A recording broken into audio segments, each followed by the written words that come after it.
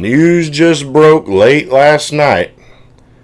Trump has officially fired John Bolton. Oh yeah. If you've watched some of my videos, you know I have personally named John Bolton as one of the reasons that I started taking more issue with Trump. And it made me feel like he was completely turning his back on his anti-interventionist message that he had on the campaign trail. John Bolton is the epitome of what I don't want as a national security advisor. John Bolton is one of those people that never met a war he didn't like. Okay?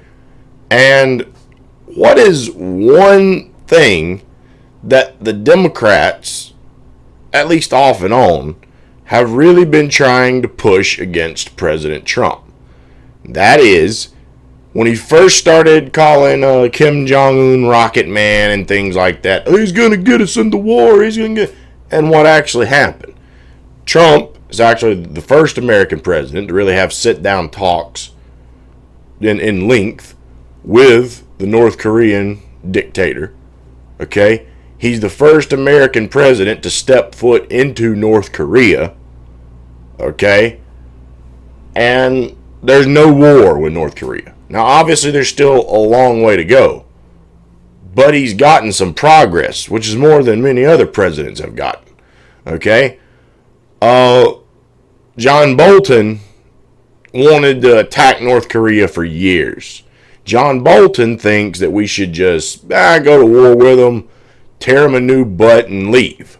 Okay? That's John Bolton's strategy. And John Bolton thinks that's a good strategy. Well, no, sir. In my opinion, you're dead wrong on that. I don't think that attacking North Korea is a good strategy. I don't think war in general, if we're not directly being attacked, unfortunately, you have to be careful with that, because you never know when the military-industrial complex wants a good war, that they're going to stage something as a false flag operation to get you, the public, behind going to war, such as happened with Kuwait. The evidence they gave for Iraq after 9/11 took place, even though Iraq had nothing to do with it. But they fed us a propaganda, sandwich, and the public bought it, and we went to war in Iraq.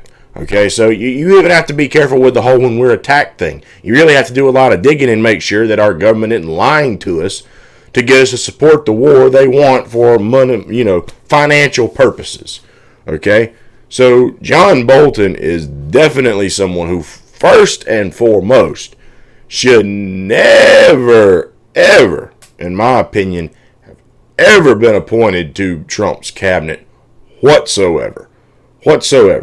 But with that being said, I would just like to take a look at some clips of what people are saying about John Bolton's departure, and just what they're saying about about John Bolton now as compared to what they were saying about John Bolton when he first got appointed.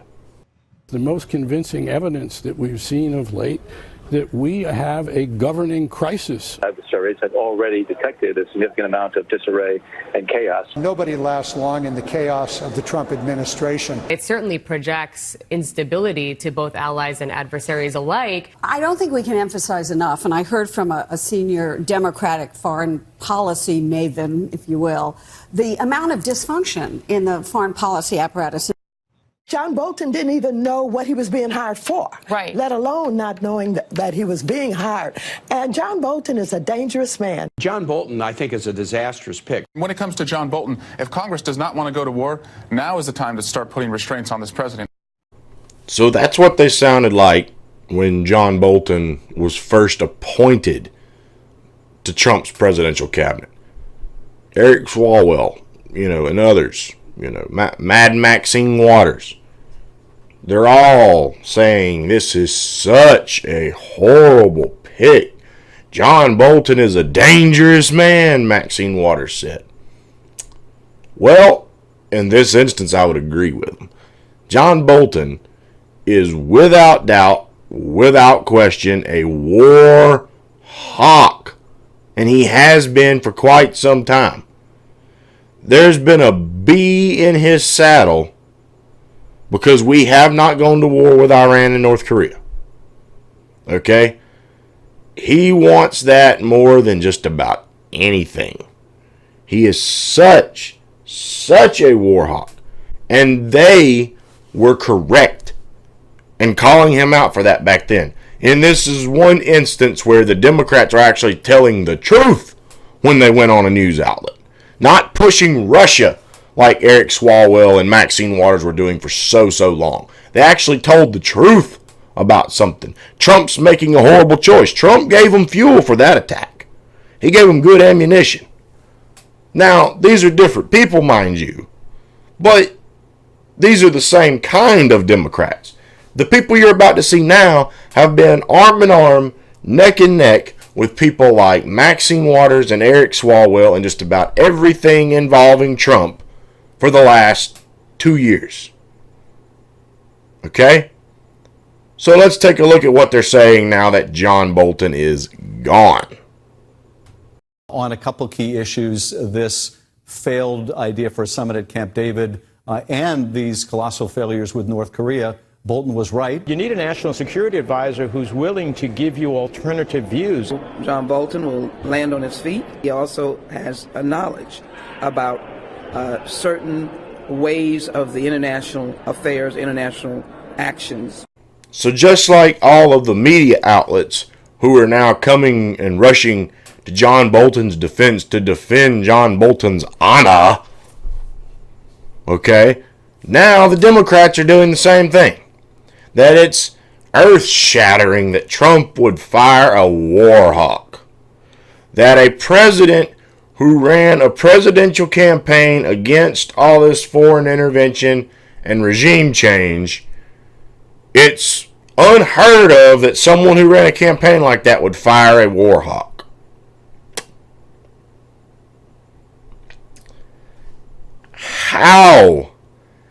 How do you people make more money a year than I do?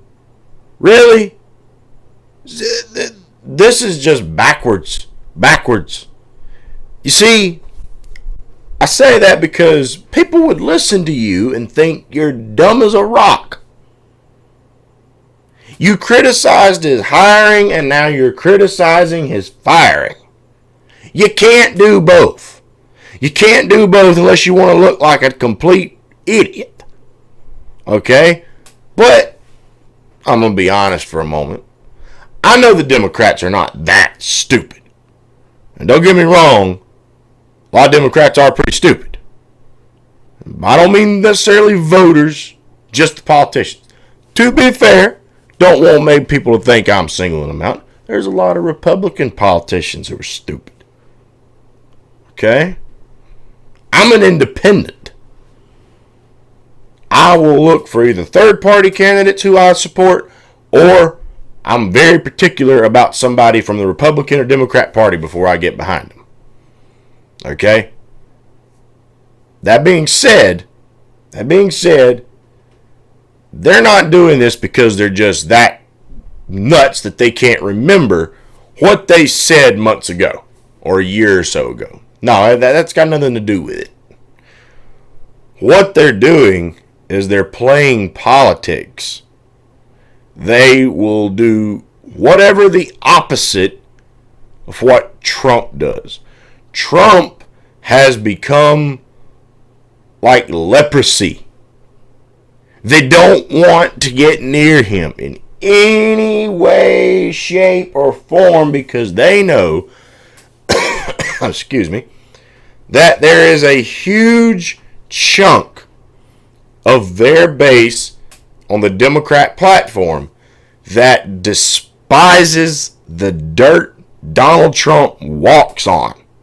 And that's why these same news outlets try everything in the book to try and tie Tulsi Gabbard's non-interventionist policy and make her closer to Donald Trump. They want to make that connection because they think it's going to drive people away from Tulsi Gabbard.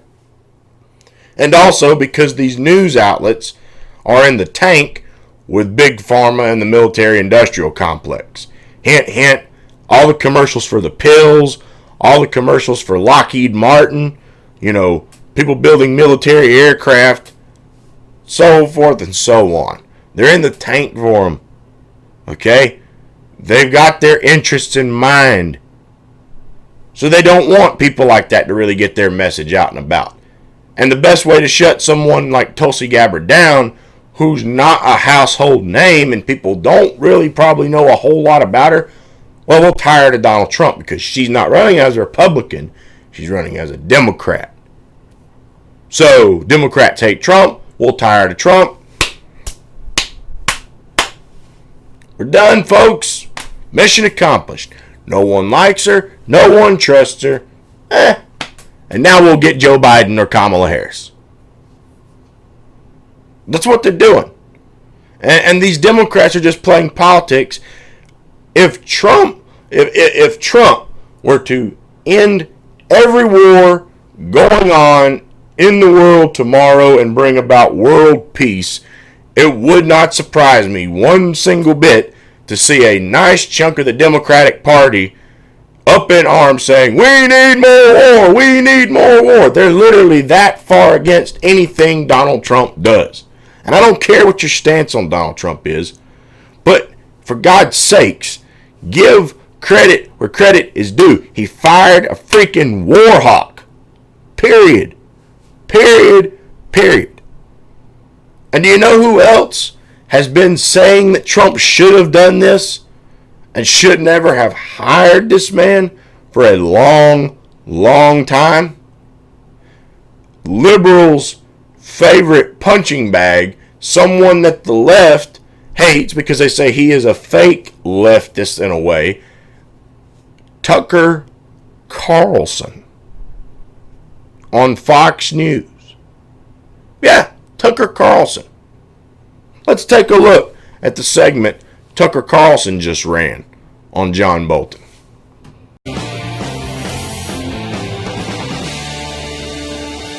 Good evening and welcome to Tucker Carlson Tonight. National Security Advisor John Bolton got fired this morning, as you no doubt have heard. It's a major personnel change, but it's more than that. It is great news for America, especially for the large number of young people who would have been killed in pointless wars if Bolton had stayed on the job.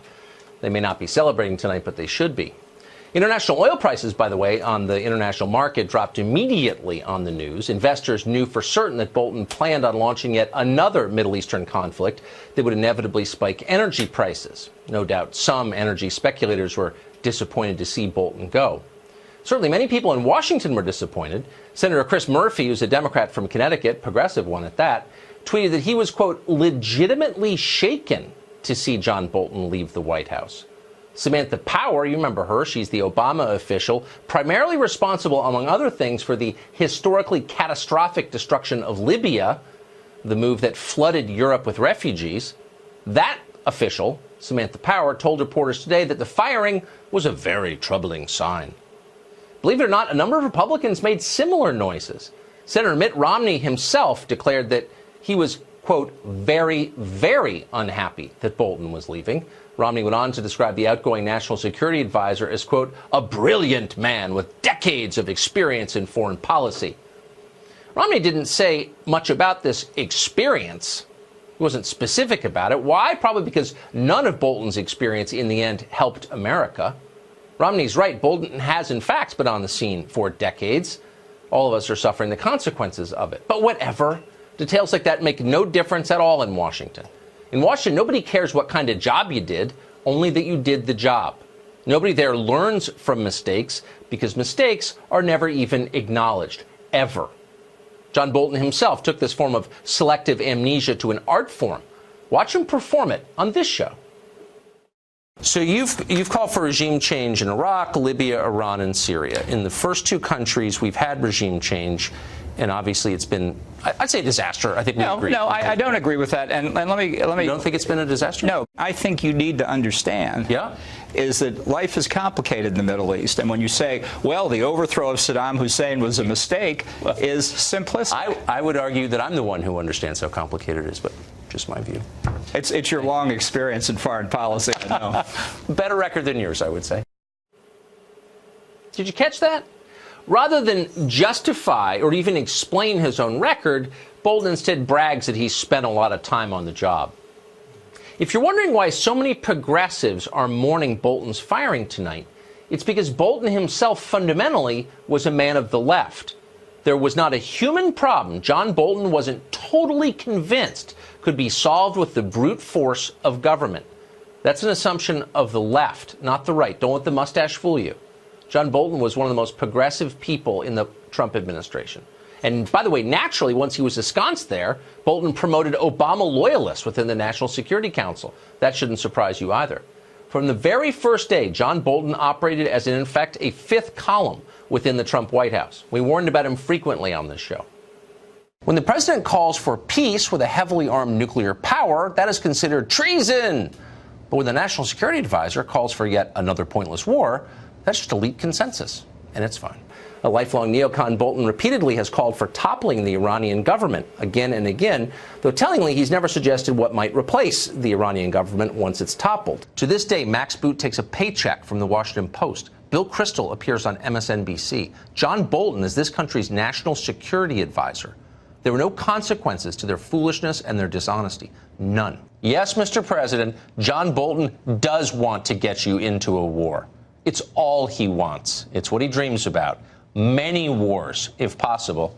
And if you're not careful, he'll do it. In between administration jobs are always cushy think tank posts, paid speaking gigs, cable news contracts. War may be a disaster for America, but for John Bolton and his fellow neocons, it is always good business. We invited John Bolton on the show tonight. He did not respond to the invitation, which is a shame, but he's always welcome here. That's a sincere invitation. But in some ways, the story isn't simply about John Bolton. It's about the countless John Boltons who currently staff the federal bureaucracy. Deeply mediocre lifers, drunk on hubris, protected by bulletproof job security. They're more likely to die on the job than be fired, and they know it. As a group, these people have done an awful lot to make this country poorer and sadder and more divided.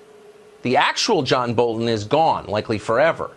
The question tonight is, will he be replaced by another John Bolton just like him? And unfortunately, there are signs that that's possible. And in fact, in Washington, it's always possible. Change is not always for the better. Don't lie to yourself. Apparently on the short list tonight to replace Bolton is the president's special representative for Iran, Brian Hook. Hook may be a good person. He's also an unapologetic neocon. Sources say he has undisguised contempt for Donald Trump, as John Bolton did. And he particularly dislikes the president's nationalist foreign policy, which is one of the reasons people voted for Donald Trump in 2016. One administration official recalls Hook announcing that, quote, "I think the president is reckless and doesn't understand policy." Another source heard him directly say something very similar to foreign officials at a conference abroad. A choice like that, and Hook, by the way, is not the only one, not even close. A choice like that is really no choice at all. It's more John Bolton with the same predictable, disastrous results. At least Mitt Romney and the energy speculators will be happy, but the country won't be served.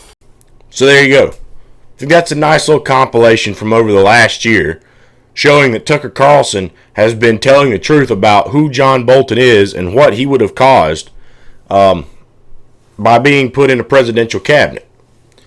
So he's been telling the truth. But a lot of these other news media outlets have not been. And now they're willing to stand neck and neck and preach the same message as Mitt Romney. Mitt Romney. Really? Mitt Romney. Mitt Romney is your friend now all of a sudden? Because he was most definitely a boogeyman when he ran against Obama, but now he's got it right, huh? He's got it right because he is agreeing that a war hawk should have been left in Trump's cabinet. Hypocritical and complete and utter crap. people. That's all it is. It is a very, very good thing that John Bolton is gone and long gone. Okay?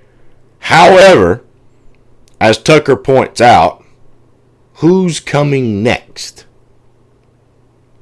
See, they said that Trump fired him because of a lot of foreign policy disagreements. And gee, that might not be too hard to understand once again, considering we're talking about a president who ran on a non-interventionist platform and to not get involved in all these wars.